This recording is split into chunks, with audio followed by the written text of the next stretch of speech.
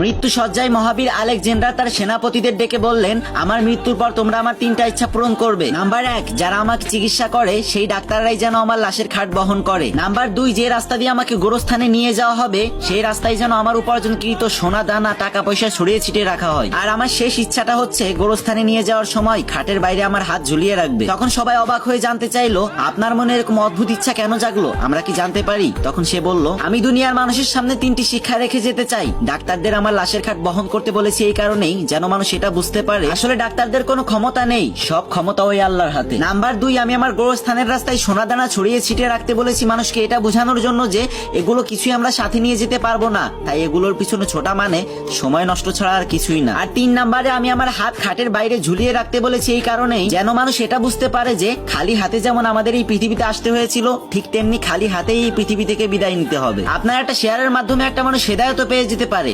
অনেক তো গান বাজনার ভিডিও শেয়ার করলেন ভাই, এবার না হয় একটা ইসলামিক ভিডিও শেয়ার করেন। আল্লাহ আমাদের সবাইকে বোঝার তৌফিক দান করুন।